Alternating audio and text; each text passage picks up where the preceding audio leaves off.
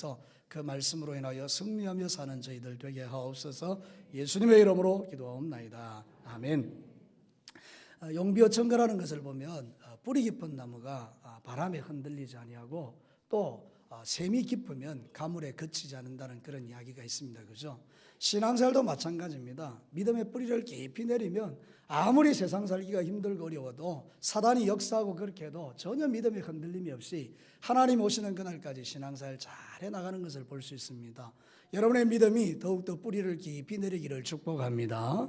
여러분 안에 하나님이 주시는 은혜가 충만해서 이 마지막 시대에 막 참 세상 살기가 힘들어도 여러분은 기쁘고 즐겁게 주님을 섬기면서 행복하게 신앙생활 하다가 우리 주님 만나기를 축복합니다. 그래서 사도신경의 말씀을 가지고 계속 말씀을 전하고 있는데요, 여러분이 잘 아는 것처럼 성부 하나님에 대해서 우리가 어떻게 고백합니다? 전능하사 천지를 만드신 하나님 아버지라고 고백합니다. 예수님에 대해서는 어떻게 고백합니까? 우리의 주님이십니다. 그리고 그분은 우리의 구원자 예수님이십니다. 그분은 우리의 그리스도십니다. 근데 그분이 우리를 위하여 낮아지셨죠. 사람의 몸으로 오셨습니다. 본디오 빌라도에게 엄청난 고난을 받으셨습니다. 결국은 십자가에 자기의 몸이 갈기갈기 찢겨지셨습니다. 그리고 어떻게 합니까? 사람 죄인들과 같이 무덤 속에서 죽어서 들어가 장사 지낸 바 되었습니다. 그걸로 끝난 게 아니라 그 말입니다. 기독교의 능력은 그 다음입니다. 주님께서 우리를 사랑하시고 예수님을 어떻게 하셨다고요? 다시 살리셨습니다. 부활이죠.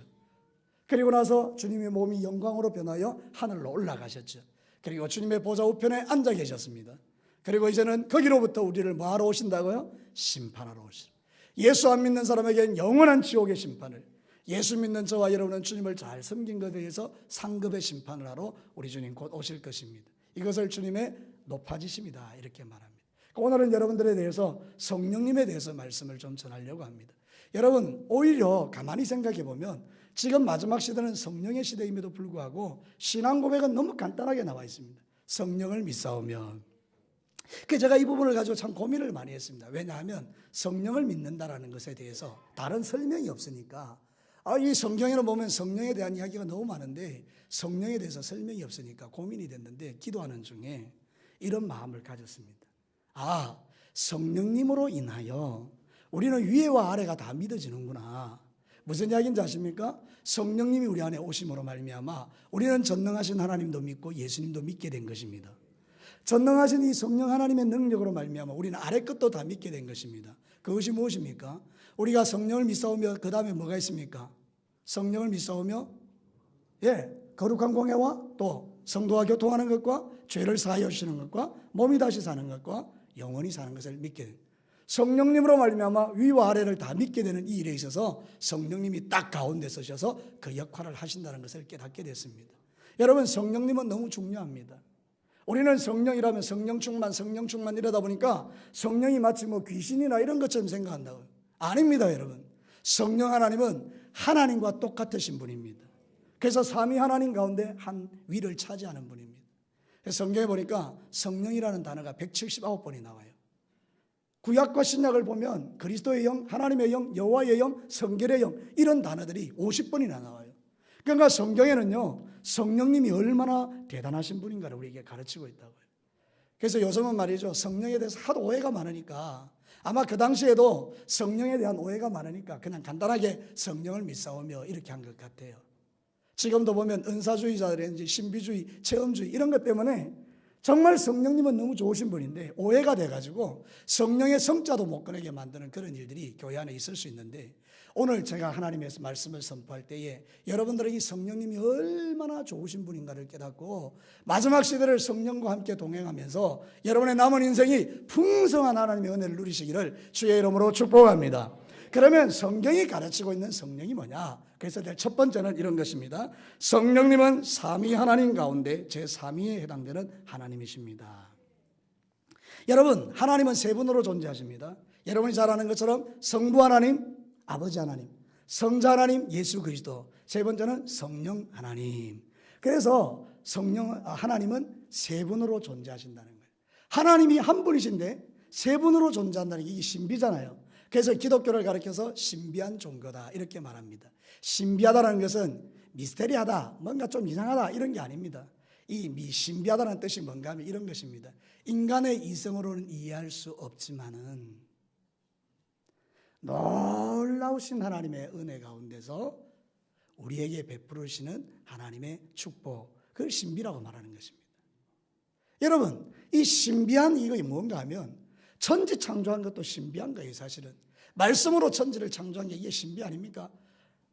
태초에 하나님이 천지를 창조하시니라 빛이 있으라 그랬더니 빛이 있었어요. 이 신비한 거 아닙니까? 예수님이 하나님이신데 사람의 몸으로 입고 오셔서 이 신비 아닙니까? 그 다음에 예수님이 죽은 자들에서 부활하셨어요. 이 신비 아닙니까? 그러니까 기독교는 신비의 종교예요. 근데 그 신비 가운데 가장 큰 신비가 삼위일체 하나님이라는 거예요. 저는 이것을 여러분에게 설명할 재주가 없습니다. 내 인간의 이성과 능력으로 여러분에게 세 분 하나님이 계신데 그 하나님이 한 분이다 이렇게 설명하기 어렵습니다. 나중에 여러분이 천국 가면 하나님께 물어보시기 바랍니다. 제가 설명할 수 있는 유일한 설명은 딱 이거 하나밖에 없습니다. 하나님은 한 분이신데 그 한 분이 세 분으로 존재하시고 세 분은 똑같은 하나님이시다. 그 가운데 성령 하나님이 계신다는 거예요.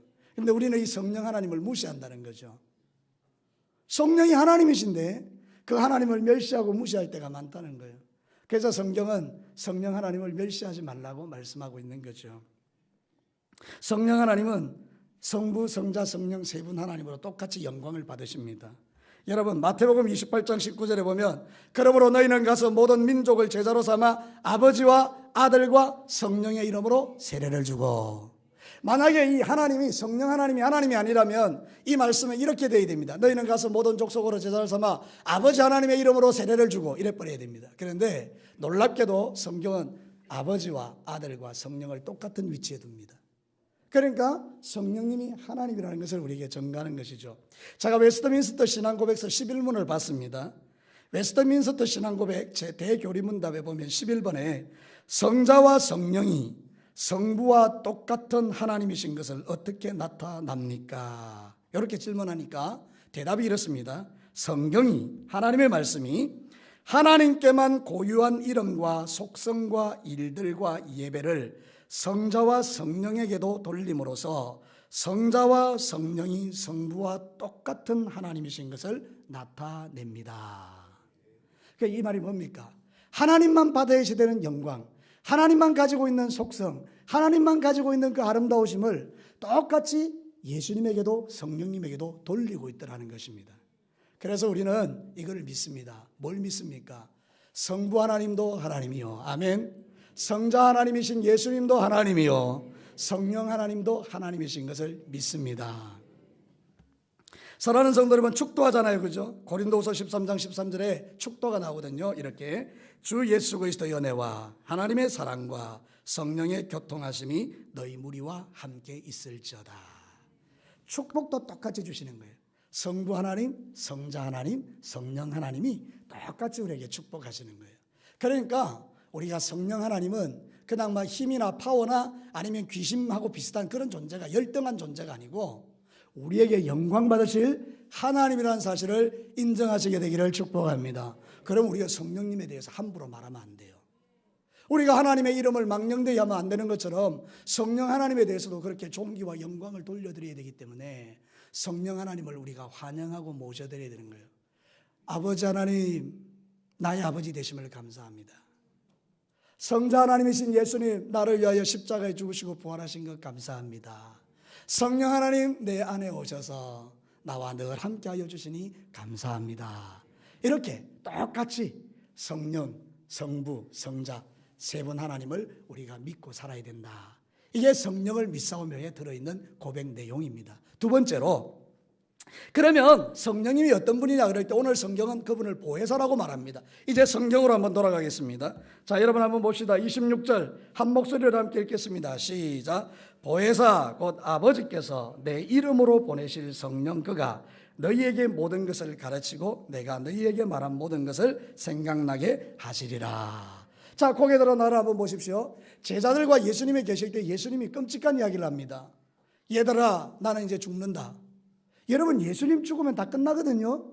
제자들이 깜짝 놀랍니다. 아니, 예수님 죽으면 안 되는데요. 예수님이 살아있어서 왕이 돼가지고 우리에게 한 자리 주셔야 되는데요. 오해하지 마라. 나는 죽어야 된다. 예수님이 그렇게 가르친 거예요. 그리고 내가 이제 죽고 나면 너희를 떠날 것이다. 여러분, 예수님이 자기들을 떠나는 게 얼마나 두렵겠습니까? 막 두려워하는 거예요. 그러니까 요한복음 14장 1절에 보면 너희는 마음에 근심하지 말라. 하나님을 믿으니 또 나를 믿어라. 두려워하지 말라. 이렇게 이야기를 쭉 풀어가다가 너희들을 위하여 내가 가고 나면 보혜사 성령님이 오실 것이다. 이렇게 말하는 거예요. 그러면서 성령님의 별명을 뭐라고 말하는가 하면 보혜사. 우리나라 말로 보혜사라면 이게 무슨 말인지 모르는데 영어로 풀면 억수로 쉽습니다. 헬퍼라는 말입니다. 도와주시는 분. 헬라어 원문에는 파라클레이토스라고 합니다. 파라라는 말이 뭔가 하면 옆에서, 클레이토스 돕는 분. 우리 성령 하나님은요, 내 옆에서 돕는 분이라고 그렇게 성경은 말하는 것입니다. 우리 성령님이 얼마나 좋으신 분입니까? 한번 생각해 봅시다. 옛날에 우리 예수님은요, 유대 땅 베들레헴에서 태어나셔서 이스라엘을 떠난 적이 없습니다. 제가 성지순례 가봤더니 예수님 가신 흔적이 그 이스라엘 동네에만 쭉 다닌 거예요. 이스라엘 동네, 경상남도만한 그런 땅에 돌아다니신 거예요. 그러니까 여러분, 지금 우리가 생각해 보면 그 당시에 예수님은 이스라엘 백성들의 한정된 지역에만 오셨던 분이에요. 그런데 이 예수님이 이제 우리의 죄를 위하여 십자가에 죽으시고 부활하시고 하늘에 올라가셔서 보좌 우편에 앉아 계시는 동안에 예수님을 대신해서 하나님이 오셨는데 그분이 성령님인데, 성령님은 시간과 공간과 지역의 한계를 받지 않습니다. 미국에도 성령님 계시고, 아멘. 한국에도 계시고, 일본에도 계시고, 중동에도 계시고, 전 세계 우주에 성령 하나님이 존재하신다는 거예요. 그래서 이제는 누구든지 예수를 믿으면 마음에 성령님이 오셔서 우리 안에 내주하시면서 우리를 도와주신다는 거예요. 여러분, 저를 따라서 한번 크게 합시다. 성령님은 나를 도와주시기 위하여 이 땅에 오신 하나님이다.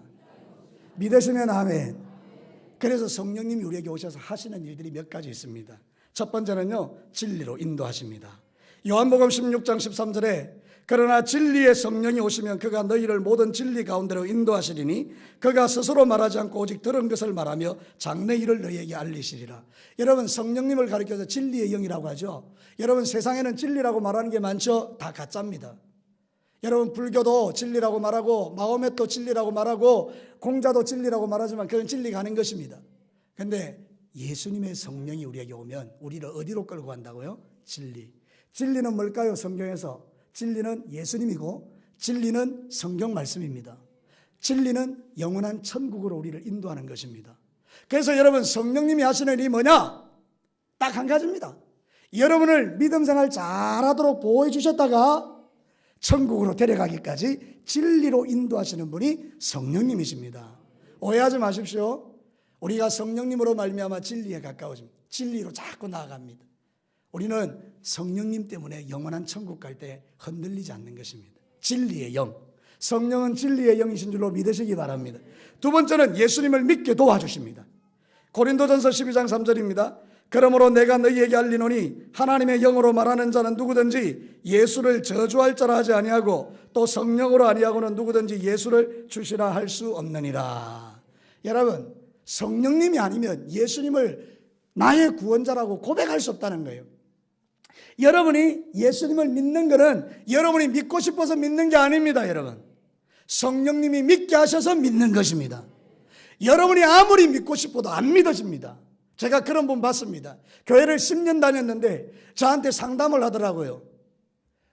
나는 막 10년 교회 다녔는데 예수님이 안 믿어집니다. 그런 사람도 있어요. 그런데 이제 교회 왔는데요, 놀랍게도 마음에 감동을 받아서 교회 들어서는 순간부터 눈물이 나옵니다. 목사님 이상합니다. 그리고는 예수님을 믿기 시작하는데요, 너무 예수님을 잘 믿는 거예요. 다 믿어진대요. 다 믿어진대요. 누가 이런 일을 하신다는 거예요? 성령님이. 오늘 성경 본문에 성령이 아니면 예수님을 주라고 고백할 수 없다고 했어요. 만약에 제가 여러분에게 다는건데 여러분이 진짜 예수님을 나의 주님으로 고백한 적이 있다면 여러분 안에는 누가 계신 겁니까? 성령님이 계신 거예요. 성령님 그 일하러 오신 거예요. 세 번째는요, 우리에게 인쳐주심으로 우리의 구원을 보증해 주십니다. 여러분, 성경 에베소서 1장 13절에 우리를 너희와 함께 그리스도 안에서 굳건하게 하시고 우리에게 기름을 부으신 이는 하나님이시니 그가 또한 우리에게 인치시고 보증으로 우리 마음에 성령을 주셨느니라. 여러분, 제주도에 가면 말들이 막 뛰어놀죠. 누가 누구 건지 모른대요. 근데 나중에 보면 다 알 수 있대요. 왜냐하면 엉덩이에 도장을 꽉 찍어놨대요. 권동진 거 이렇게 딱 찍어놓은 거예요. 그러니까 훔쳐가고 싶어도 그 엉덩이에 도장이 꽉 찍혀 있으니까 주인이 분명한 거죠. 그죠? 마찬가지로 성령님께서 우리에게 도장을 탁 찍어 놓은 거예요. 뭐라고? 예수님 거. 자, 이제 손을 딱 들고 자기 이마를 딱 치면서 예수님 거 딱 이렇게 보시죠. 시작. 예. 맞습니까? 여러분의 머리에는 도장이 찍혀 있는 거예요. 누구 거라고? 예수님 거라고. 누가 그걸 보장한다고요? 성령님이. 할렐루야. 성령님 좋은 분입니까? 안 좋은 분입니까? 너무 좋은 분이죠. 그래서 성령님을 오해하면 안 돼요. 성령님은요, 우리에게 예수 믿음 보증이 되시는 분이에요. 구원의 도장을 찍어주신 분이에요. 네 번째는요, 우리의 기도를 도와주세요. 로마서 8장 26절에 이와 같이 성령도 우리의 연약함을 도우시나니 우리는 마땅히 기도할 바를 알지 못하나 오직 성령이 말할 수 없는 탄식으로 우리를 위하여 간구하시느니라. 기도가 잘 안 되잖아요. 그때 우리 이렇게 하는 거예요. 성령님 도와주세요. 우리가 때로는 잘못된 기도를 드릴 때가 있어요. 하나님 나한테 1억을 주세요. 로또 당첨되게 해주세요. 그러면 성령님이 말할 수 없는 탄식으로 기도를 바꿔주시는 거예요. 하나님, 제가 아직까지 연약해서 그런데 사실 제 마음속에는 하나님 잘 섬기고 싶은 마음이 있는데 주님 잘 섬길 수 있도록 도와주세요. 성령님께서 우리를 위하여 말할 수 없는 탄식으로 친히 기도해 주신다는 거죠. 성령님은 기도를 도와주시는 분이에요. 그래서 여러분 기도가 안 되거든. 성령님 기도할 수 있도록 도와주세요. 기도할 수 있도록 도와주세요. 이렇게 기도하시면 기도가 열리는 거죠. 다섯 번째는요, 권능을 부어서 정인되게 하십니다.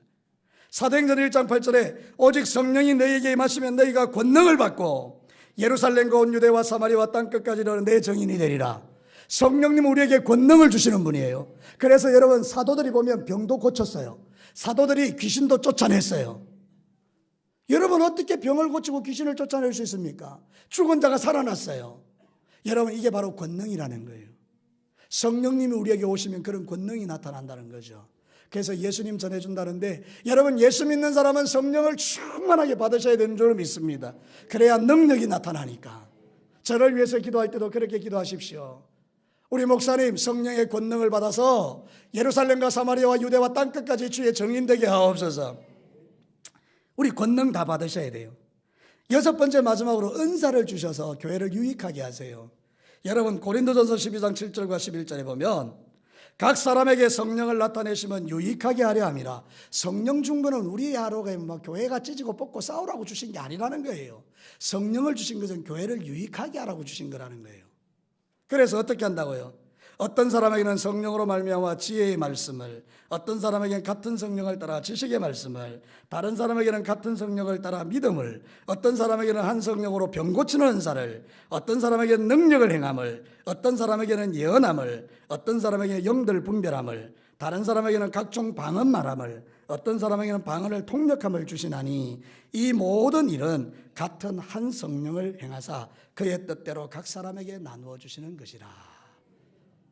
은사가 하나님의 선물인데 성령님이 나누어 주신다는 거예요. 그러니까 성령님이 우리 안에 들어오시면, 예수 믿고 성령님이 들어오시면 여러분들은 각자가 은사를 받게 돼 있다는 거예요. 하나님의 일을 하도록. 그래서 어떤 사람 방언하기도 하고 어떤 사람 통역하기도 하고 병걸 고치는 사람도 있고. 그런데 여러분 아십니까? 성령의 은사 중에 제일 좋은 은사는 사랑의 은사입니다. 여러분이 마음에 사랑이 넘치면 여러분은 성령 충만하신 거예요. 그러니까 여러분 성령님은요 다 좋으신 거예요. 이 외에도요 성령은 우리의 마음을 새롭게 하기도 하고요, 성령님은 전부 다 하나가 되게 하세요. 성령의 하나 되게 하신 줄로 힘쓰라. 그러니까 여러분 기억하십시오. 진짜 성령이 임했는데 교회가 쪼가리 났다 이런 건 없습니다. 우리가 속는 것입니다. 진짜 성령이 임하면요 교회가 하나 됩니다. 왜? 성령의 역사가 하나 되게 하시는 거니까. 그래서 우리는 좀 오해 안 했으면 좋겠어요. 많은 그리스도인들이 성령을 오해하는 게 뭐 능력 나타나는 이런 걸로 생각하는데 절대 그렇지 않습니다. 성령님은 우리 안에 오시면 예수 믿게 하시고요, 진리로 인도해 주시고요, 기도할 수 있도록 도와주시고요, 성령님이 우리 안에 오시면요 모든 사람이 화평하도록 이렇게 하나 되도록 도와주신다고요. 가정에도요 남편이 성령 받으면요 가정이 행복해집니다. 그게 하나님이 하시는 일이에요. 교회도요 주의 종들이 성령 받으면 교회가 하나 되는 거예요. 그죠? 여러분들 성령님 오해하지 마시고요, 성령으로 충만해지면 여러분 안에 이런 은혜가 흘러간다는 것을 여러분 꼭 기억하셔야 돼요. 최고의 은사는 사랑이에요. 사랑. 여러분 사랑으로 충만해지기를 축원합니다. 뭐 성령 받았다 그래놓고 말이지 욕도 하고 말이죠. 성령 받았다 그래놓고 사람 무시하고요. 성령 받았다 그러면서 겨우 방언 하나 하는 걸 가지고 그냥 막 떠들고 이러면 이거는 성령 충만 아닙니다, 여러분. 그렇다고 해서 또 뭐 방언하는 사람 보고 막 방언한다고 뭐라는 그것도 잘못된 것입니다. 각자에 주신 은혜의 선물이라니까요. 그러니까 방언 받으신 분들은 기도할 때마다 참 하나님께 그 기도를 통해서 더욱더 기도가 깊어지고 다른 사람 기도하고 도와주고 그러라고 방언 주신 거고, 통역 주신 것은 이 사람이 제대로 예수 믿는가 점검해서 그 사람으로 하여금 올바로 예수 믿게 하도록 도와주신 것이고, 아니 누구에게 병 고치는 은사를 줬으면 그 병 고쳐줄 때마다 돈 받아 처먹으라고, 이 말이 너무 세다, 죄송합니다. 돈 받으라고 성령 주신 거 아니라는 거예요. 병 고치라고 은사 주신 것은 전도하라고 주신 거예요. 그래서 내가 기도해 줬더니 병이 떠나고 예수 믿으면 최고잖아요. 좀 그렇게 예수 믿으면 안 될까요? 예언하라고 주신 것은요, 그것 가지고 점치라고 준 거 아니거든요. 네 아들 놓을 거다, 너희 아이 대학 들어갈 거다, 이런 거 하라고 예언 주신 게 아니, 그런 예언이 아닙니다. 예언이, 여러분 진짜 예언은요, 우리가 하나님 앞에 회개하게 하시고 하나님 더 잘 섬기게 하시고 그러라고 주신 거예요. 제발 좀 오해하지 맙시다. 성령님이 우리에게 임하시면요, 우리의 삶이 풍성해지는 거예요. 그래서 여러분들은 최고의 은사인 사랑을 구하세요. 하나님, 나에게 사랑을 주십시오. 사랑이 없어서 그렇습니다. 사랑을 주십시오. 그리고 나서 방언이 필요한 분들은 방언도 구하시고, 통역이 필요하면 통역도 구하시고, 예언이 받고 싶으면 예언을 구하시고, 믿음을 구하고 싶으면 믿음을 구하시고, 그렇게 다 구할 때 하나님이 적절하게 각 사람에게 필요한 대로 주시는 거예요. 그게 선물이라 그 말입니다. 선물은 좋아요, 나빠요? 좋죠. 선물 좋죠. 하나님이 은혜로 주신 선물 좋겠습니까? 안 좋겠습니까? 좋은 거라 그 말입니다. 그런데 우리가 나쁘게 만들었다 그 말입니다. 그래서 우리는 정말 이 부분에 대해서 회개해야 합니다. 사랑하는 성도 여러분, 성령으로 충만한 삶을 살아간다는 건 얼마나 좋은 건지 모릅니다. 성령님이 우리와 함께 하시면 우리는요, 신앙생활 즐겁게 해요. 물고기는 뭐 안에 살아야 재미가 있습니까? 물 속에 살아야 돼요. 성도는요, 성령 충만해야 신앙생활이 재미가 있어요. 그래서 성령님을 우리에게 주신 거예요. 성령 하나님이 여러분 안에 가득해서 여러분들이 신앙생활이 더욱더 힘있고 즐거워지기를 축복합니다. 성령을 무시하면 안 됩니다. 마태복음 12장 32절에 또 누구든지 말로 인자를 거역하면 사하심을 얻되 누구든지 말로 성령을 거역하면 이 세상과 오는 세상에 사하심을 얻지 못하리라. 여러분, 성령님을 함부로 하지 마십시오. 주님이 그거 싫어하더라고요. 막 그런 게 있어. 성령이 어디 있어? 성령의 역사 그런 게 뭐야? 이러고 성령에 대해서 함부로 이야기하시면 안 된다는 거거든요. 그러니까 성령님에 대해서 말할 때는요, 하나님을 우리가 존경하고 하나님을 경외하는 것처럼 성령님에 대해서도 그런 자세를 취하셔야 됩니다. 성령님, 내가 주님을 오해하지 않게 하옵소서. 성령님, 주님이 내 안에 오셔서 은사를 주셔서 그 은사 가지고 겸손하게 교회를 섬겨서 나 때문에 교회가 은혜롭고 풍성하고 사랑이 넘치고 나 때문에 교회가 부흥하게 하여 주십시오. 이렇게 기도하고 성령으로 충만해 살면 얼마나 행복하겠습니까? 그러니까 여러분, 성령님을 절대 오해하지 마십시오. 마지막 세 번째, 이게 제일 중요하거든요. 성령의 오심의 목적은 우리를 통해서 예수님을 드러내기 위함이다. 이제 진짜 본론을 이야기하겠습니다. 이게 제일 중요하거든요. 하나님께서 예수 그리스도를 이 땅에 보내시고 난 다음에 십자가에 죽이시고 부활케 하셔서 이제 하나님의 보좌 우편에 앉히신 다음에 대신 성령 하나님을 이 땅에 보내셔서 우리의 마음에 내주하게 만들어주신 이유는 나를 통해서 예수님을 드러내기 위함입니다. 저를 따라서 크게 해야 됩니다. 성령이 오신 것은 나를 통해서 예수님을 나타내기 위함이다. 요한복음 15장 26절에 그렇게 말합니다. 요한복음 15장 26절에 내가 아버지께로부터 너희에게 보낼 보혜사 곧 아버지께로부터 나오시는 진리의 성령이 오실 때에 그가 나를 증언하실 것이요. 예수님은요, 성령님을 이 땅에 보내면서 목적이 뭐냐? 성령님이 예수님을 증언하게 하실 것이다, 그렇게 했습니다. 그러니까 우리가 성령 충만해졌다는 말은 뭔가 하면 우리가 뭐 힘이 세졌다, 능력이 나타났다, 뭐 아니면 뭐 방언한다, 예언한다, 통역한다, 막 이런 것 자랑하는 게 아니란 말이에요. 성령으로 충만하다는 말은 뭔가 하면 나에게서 누가 나타나는 거라고요? 예수님이 나타나는 거라고요. 그래서 여러분이 진짜 성령 충만해지면 여러분이 드러나는 게 아니고 예수님이 드러나야 된다는 거예요. 아, 저분 보니까 예수님이 진짜 좋은 분이네. 저분 보니까 진짜 예수님은 와 대단하신 분이네. 우리를 통해서 예수님을 드러내야 된다는 그런 것입니다. 여러분 이 말씀은요 두 가지입니다. 하나는 뭔가 하면요 거룩입니다. 한번 생각해 보십시다. 우리가 성령 하나님이 내 안에 들어오심을 믿으십니까? 성령이 와야 예수를 믿으니까요. 그럼 나는 이제 성령이 있잖아요. 근데 술 먹을 수 있어요? 담배 피울 수 있어요? 방탕하고 살 수 있어요? 도박하고 살 수 있어요? 음란하게 살 수 있어요? 여러분 그렇게 살 수가 없어요. 성령이 내 안에 계시니까. 믿으시면 아멘. 그러니까 거룩해지더라 그 말입니다. 처음에 예수 믿을 땐 잘 몰랐어요. 그런데 성령님이 내 안에 오시니까 그걸 끊어내라는 거예요. 도둑질도 끊어내고 거짓말도 끊어내고 세상 것 끊어내고 이 끊어내라는 거예요. 자꾸 내가 어떻게 됩니까? 거룩해진다는 거예요. 성령 하나님이 죄를 자꾸 깨닫게 하니까 잘못했습니다. 용서해 주십시오. 다시는 그렇게 안 살겠습니다. 그래서 고린도전서 6장 19절과 20절에 너희 몸은 너희가 하나님께로부터 받은 바 너희 가운데 계신 성령의 전인 줄을 알지 못하느냐. 너희는 너희 자신 것이 아니라 값으로 산 것이 되었으니 그런즉 너희 몸으로 하나님께 영광을 돌리게 하라. 예, 이게 목적이에요. 성령님이 오시면요 우리는 어떻게 되어져야 된다고요? 거룩해져야 합니다. 아멘. 거룩해져야 됩니다. 혹시 여러분들이 여전히 죄 가운데 살아가십니까? 그렇다면 여러분 기도하셔야 돼요. 성령님 이 죄를 끊고 거룩하게 하옵소서. 거룩해져야 돼요. 진짜 예수를 믿는 게 뭐냐? 성령이 진짜 충만한 게 뭐냐?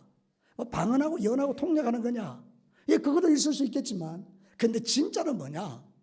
내가 거룩해지는 게 성령 충만입니다. 맞죠? 거룩해져야 되죠. 이제는 죄를 끊으시기를 축복합니다. 예, 말도 좀 거룩해지셔야 돼요. 욕을 잘하던 사람도 욕을 끊어야 돼요. 빠뜩하면 부정적 이야기하는 사람도 부정적인 이야기를 끊으셔야 돼요. 만날 때마다 남 욕하던 사람의 입술이 변해야 돼요. 그래야 그게 진짜 성령의 사람이에요. 변하셔야 돼요. 거룩하게. 두 번째는 뭔지 아세요? 성령 충만이 예수를 드러낸다는 게 뭔지 아세요?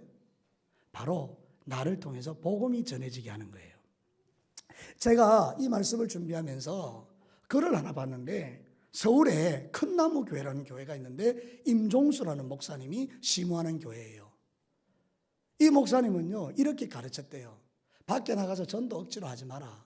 뭐 이건 좀 극단적이긴 해요. 그렇죠? 밖에 나가서 전도하지 마라. 그 대신에 네가 전도지가 되라.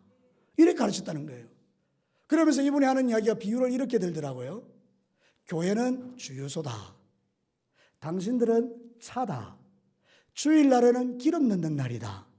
일주일 동안은 그 기름 넣은 차가 쌩쌩 달리는 날이다. 여러분 한번 생각해 보십시오. 얼마나 적절한 비유입니까? 우리가 차래요.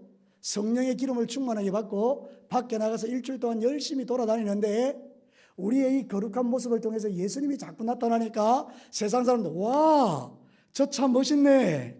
나도 저 차처럼 돼야지. 그리고 사람들이 교회로 오더라는 거예요. 그래서 이번에 교회가 처음에는 40명 정도로 출발했는데 그것도 아이들만, 어린아이들만 40명으로 출발했는데 지금은 700명 모이는 교회가 됐다는 거예요. 교인들이 순종한 거죠. 맞다. 내가 일주일 동안 차다. 세상에 나가서 내 모습을 통해서 예수님을 보여줘야지. 말도 다르고 행동도 다르고 삶도 변화되니까 세상 사람들이 볼 때 진짜 예수 믿는 거 좋네. 그게 초대교회입니다.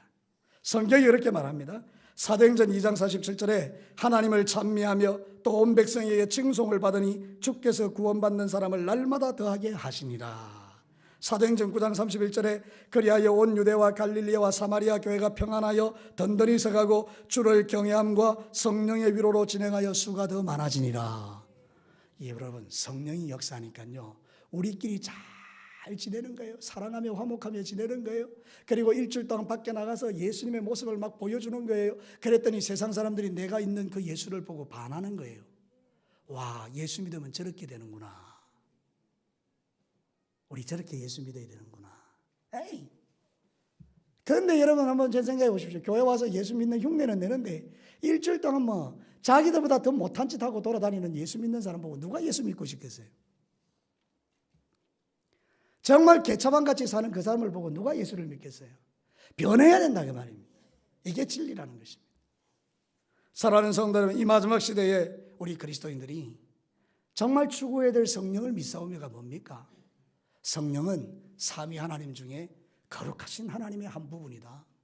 삼위 하나님 중에 한 하나님이시다. 우리 더욱더 존경과 영광과 존귀를 주님 앞에 돌리는 거예요.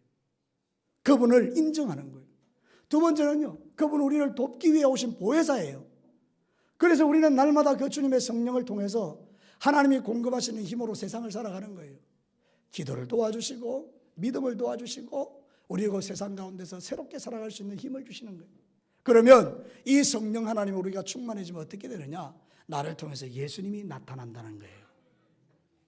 이거 하라고 성령님 주셨는데 엉뚱한 일을 하더라 그 말입니다. 사랑하는 성도 여러분, 방언하시는 분들 그 방언하는 거 가지고 뭐합니까? 사랑하는 성도들 예언하시는 분들 그 예언하는 거 가지고 뭐합니까? 병 고치는 능력 가지신 분들 그것 가지고 뭐합니까? 믿음의 은사를 가진 분들 그것 가지고 뭐하십니까? 여러분 그것 가지고 우리가 교회를 찢어내고 우리 그것 가지고 하니 안 하니 비판하고 그러면 안 하는 사람 하는 사람 막 싸우고 이게 성령이 오신 진정한 목적이냐? 택도 아니다 그 말입니다. 성령님이 우리에게 오신 목적은 각자에게 주신 은사를 가지고 겸손하게 교회를 섬겨서 모든 사람을 유익하게 하고 우리가 밖에 나가서 전도할 때 그래 네 변화된 것 보니까 진짜 예수님이 계시네 나도 예수 믿을게 이러라고 우리에게 성령 주신 줄로 믿습니다. 그러니까 앞으로 성령을 믿사오며 이 고백하시는 여러분들은 여러분 안에 성령 하나님과 함께 동행하면서 더욱더 예수님을 잘 드러내는 그런 신앙생활에서 승리하시기를 주의 이름으로 축원합니다. 기도 한번 합시다.